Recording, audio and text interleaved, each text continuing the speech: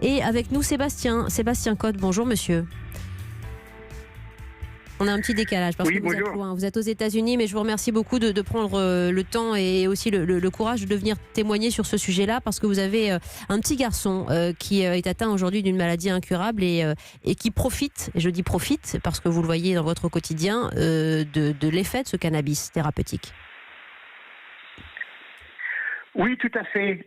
Donc j'ai un petit garçon, il s'appelle Jagger et il a 8 ans et demi maintenant. Et il a une maladie très rare, la maladie de Leigh, qui est une maladie mitochondriale avec une espérance de vie de 4 ans en fait. Et donc on habite aux États-Unis et juste avant son 4e anniversaire, on a décidé, on habite en Géorgie à Atlanta et il n'y avait pas de loi pour se servir du cannabis thérapeutique.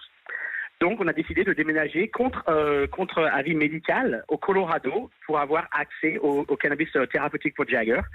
Et ça fait une très très grosse différence pour lui. Il a déjà 8 ans et demi maintenant, il est encore en vie aujourd'hui grandement grâce au cannabis thérapeutique. On a réussi à réduire ses crises d'épilepsie de 10 à 12 par jour à 2, 3, peut-être 4 par jour. On a réussi à réduire ses douleurs musculaires. Il avait des grosses douleurs musculaires d'à peu près 90%. On a pu arrêter de lui donner de la morphine et de l'oxycodone grâce au cannabis. Donc en fait, vous en avez parlé un petit peu au début, mais la morphine et l'oxy, c'est des médicaments surtout pour les enfants qui les mettent en mode zombie en fait. Oui, ils sont vraiment très passifs. Et donc maintenant, on a retrouvé Jagger en fait. Après une semaine qu'on était au Colorado, il a souri pour la première fois depuis 3 ans. Et donc tout ce voyage qui était un voyage horrible, qui nous a pris 6 jours en voiture, parce que Jagger n'a pas le droit d'être dans un avion, parce qu'il est trop malade et a besoin de trop d'oxygène pour prendre l'avion commercialement. Donc on a mis 6 jours de voiture, un voyage qui doit faire normalement 14 à 17 heures. On peut s'arrêter toutes les 3-4 heures pour aller à l'hôtel, pour le calmer, pour lui redonner de l'oxygène. Ce voyage, en fait, c'était quand même un gros positif, parce qu'au bout d'une semaine, de le voir sourire, quelque chose qu'il n'avait pas fait depuis des années, c'était miraculeux pour nous en fait.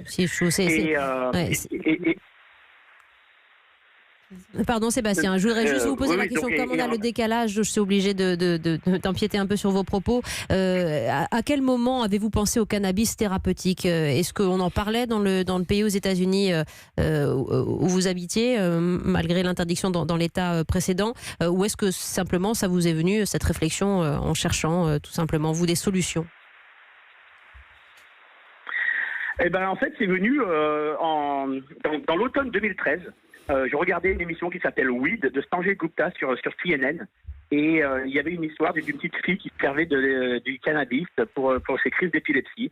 Et ça a été un peu le déclic dans ma tête. Et je me suis dit, il faut que j'étudie ça pour Jagger. Il n'y a aucun médicament aujourd'hui approuvé aux États-Unis ou dans le monde entier pour les maladies mitochondriales. Donc il n'y a vraiment aucun espoir pour ces enfants-là. Et donc, c'était un peu notre lumière, notre espoir, notre lueur d'espoir, ce qui m'a été thérapeutique.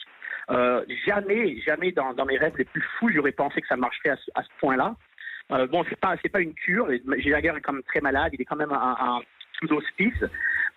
Et c'est comme une maladie progressive. Mais on lui a rendu une qualité de vie impensable et inespérable avec les médicaments qui existent aujourd'hui. Et il n'y a que le cannabis qui a pu faire ça et qui peut faire ça pour lui aujourd'hui. Oui, Sébastien, témoignage très, très fort, et on pense à votre quotidien et à ce petit Jagger.